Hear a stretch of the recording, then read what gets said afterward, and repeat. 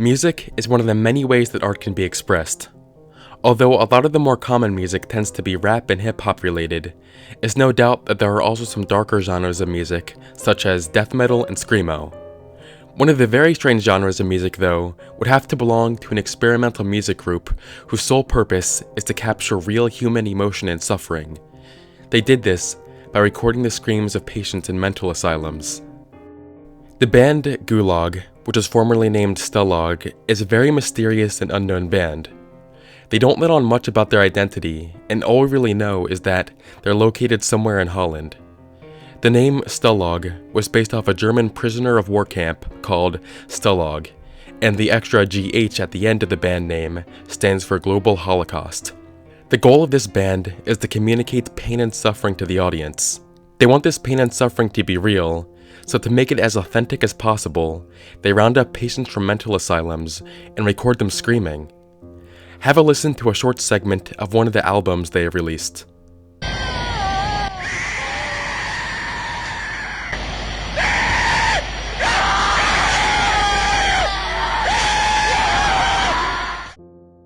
They were able to get permission to record these patients because one of the members of this band works in a mental institution. In order to convince the institution to allow them to use the patients, they have to write up a fake proposal saying they are using them for some type of conceptual art purposes. Sometimes it would take them up to a year to get permission to do just one recording session. A lot of people see this project as abusive, but Gulaggh believes it is not abusive because they get written permission from the patients and tell them exactly what the project is all about before they start. A lot of the patients even say these recording sessions are very therapeutic for them. In some instances, they even get to know the patients they're working with. One patient, who killed his mother at the age of 16, shared with Gulaggh the reason he did it, which was because he was being sexually abused by his uncle and he felt his mother wasn't doing anything about it. They also received some drawings from their patients.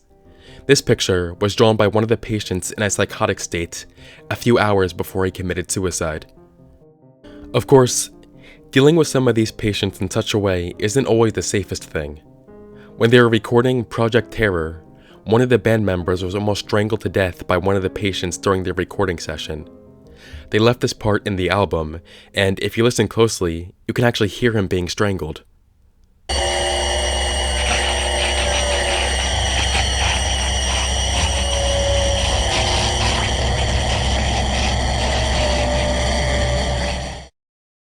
In 2008, Gulaggh changed their name to Gulaggh.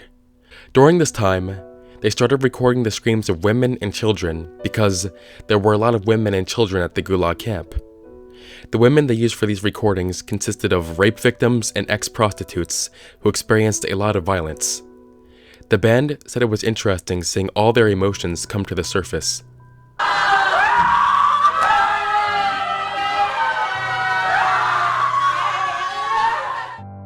As for the use of children in their recordings, they said this was unique because children weren't afraid to scream, and they would really give it their all. One child even began clawing the floor with her bleeding fingernails during a recording. For Gulagg's next music project, they said they plan on using the screams of people who are born deaf. According to the band, the screams of the deaf will sound almost animal-like because they've never heard their own voice before. The band has stated that once they are finished with the Gulaggh project, they will cease to exist because after this project, their mission will be done and they'll have no further reason to continue.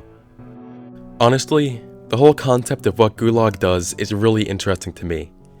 Maybe not interesting to the point where I listen to a full album or anything, but this is definitely an art project I have never seen done before.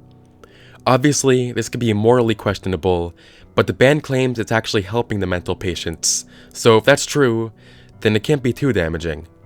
What do you guys think of this? Thank you for watching, and I will see you on the flip side.